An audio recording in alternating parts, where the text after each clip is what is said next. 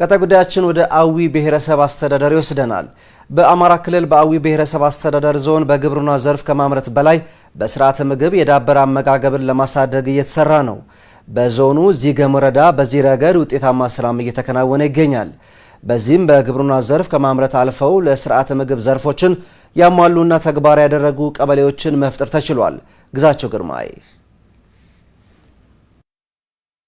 በአማራ ክልል አዊ ብሔረሰብ ዞን አስተዳደር የስርዓተ ምግብ ሞዴል መንደሮች በብዛት ተመስርተዋል። በተለይ ደግሞ በዞኑ የዚገም ወረዳ በስርዓተ ምግብ ሞዴል መንደር ምስረታ ግንባር ቀደም ተጠቃሽ ነው። በዞኑ ጉንጋና ዲሂ ቀበሌ አልጋ ሞጎጥ የሚገኙ አርሶ አደሮች በጓሯቸው በመኸርና በመስኖ ልማት የተቀናጀ ግብርና ሁሉንም አይነት የተመጣጠነ ምግብ እያገኙ መሆናቸውን ይናገራሉ። ስርዓተ ምግብ ተኮር ግብርናን ተግባራዊ በማድረጋቸው ተጠቃሚ መሆናቸውን የሚያነሱት የሞዴል መንደሩ አርሶ አደሮች ዞም በማሳቸው እንዲሁም በጓሯቸው ስድስቱንም የምግብ ምድቦች በማምረት ከመጠቀማቸው በተጨማሪ ከፍጆታ የተረፋቸውን ወደ ገበያ በማውጣት ገበያቸውን እያሳደጉ እንደሚገኝ አንስተዋል። ዘር መንግስት አመጣልኝ። ከዛ ላይ ባለፈው አመት 4500 ሽጫለሁ ለቅበላ ለፋዚጋ። ዘንድሮ 8000 ብር ሽጫለሁ። ለውጥ አለ። በአንድ እንጀራ አንድ አይነት ወጥ ነው ካሁን በፊት ስንበላ የቆየ ነው። አሁን ላይ ግን አቮካዶ እዚህ ላይ፣ ሙዝ እዚህ ላይ፣ ማንጎ እዚህ ላይ ካስፈለገ ቡና ብዙ አይነት አለ። ወደ 6-7 አይነት ተክሎች አሉ የሚታዩ እና በጣም ለውጥ አለ። ቦሎኬ እዚህ ላይ እንቁላል እንደገና ታይተው እነዛም ጨከ የሆኑ ናቸው አሉ። ሁሉም አልሞቱም፣ ደህና ናቸው።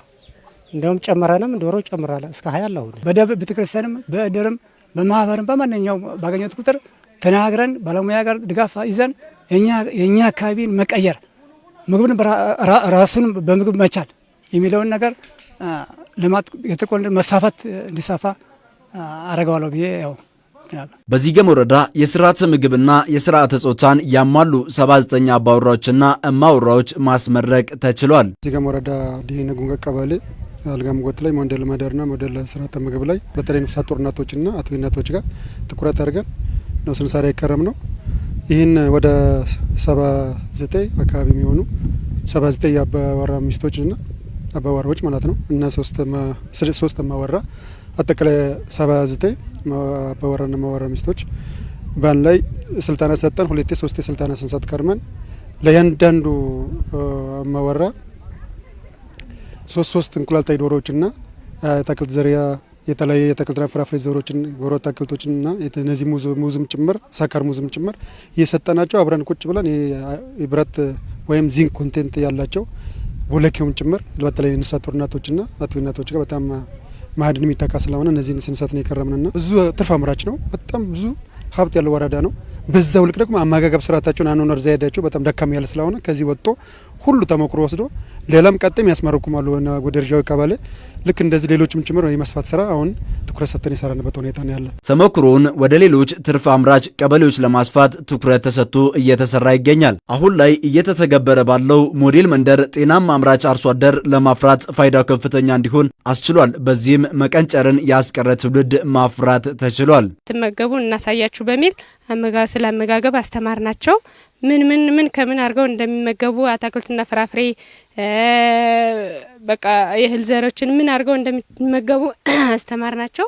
ካስተማርናቸው በኋላ እነዚህ ሰዎች ከገበያ ከሚያውሉ በፊት ቅድሚያ ለራስ ማድረግ ጀመሩ። ያቺ እናት እንደዛ ትመገባለች። ከዛ በኋላ የሚወለደው ህፃንም ጤነኛ ህፃን የቀነጨረ እንዳይሆን በቃ በጤናው በአእምሮ የበለጸገ ሆኖ መወለድ ጀመረ። የአዊ ብሔረሰብ አስተዳደር ዞን በሰቆጣ ዲክላሬሽን ድጋፍ በዞኑ በሚገኙ ወረዳዎች የስርዓተ ምግብና ስርዓተ ጾታ መንደሮችን ወደ ተግባር ለማስገባት እየሰራ ነው። 4 ወረዳዎች ላይ በሰቆጣ ዲክላሬሽን ድጋፍ እንዲሁም 4 በሚሆኑ ወረዳዎች ደግሞ በሴፍቲኔት በልማታዊ ሴፍቲኔት ወይም ምግብ ዋስትና ታቅፈው 3% በጀት በመያዝ አጠቃላይ በሁሉም ወረዳዎች ሞዴል የሆኑ መንደሮችን ለመፍጠር ከፍተኛ ስራ እየተሰራ ይገኛል። በዚህ መሰረት እስከ ታህሳስ 30 አጠቃላይ በሁሉም ወረዳዎች ላይ ስርዓተ ሞዴል የሆኑ የስርዓተ ምግብና ስርዓተ ጾታ መንደሮችን ለማስመረቅ እቅድ ተይዞ እየተሰራ ይገኛል። በዞኑ በተመረጡ ወረዳዎች በግብርናው ዘርፍ ምርትና ምርታማነትን ከማሳደግ ባሻገር ስርዓተ ምግብ ተኮር ግብርናን እውን በማድረግ የአመጋገብ ስርዓቱን የተስተካከለ እንዲሁም ጤናማና አምራች የሆነ ማህበረሰብ ለመፍጠር ሰፊ ስራ እየተከናወነ እንደሚገኝ ያነሳሉ። ነገር ግን በተመጣጠነ መንገድ አዘጋጅተን ስለማንመገብ ብዙ ሰው የመቀንጨርና የመቀጨጭ ችግር አለበት ማለት ነው። ምርት አለ፣ ሁሉም ነገር በእጃችን ነው ያለው። ነገር ግን በሚፈለገው መንገድ አዘጋጅተን ስለማንመገብ ሁላችንም የችግሩ ሰለባ ነን ማለት ይቻላል። ጤናችን የተጓደለ ነው ማለት ነው።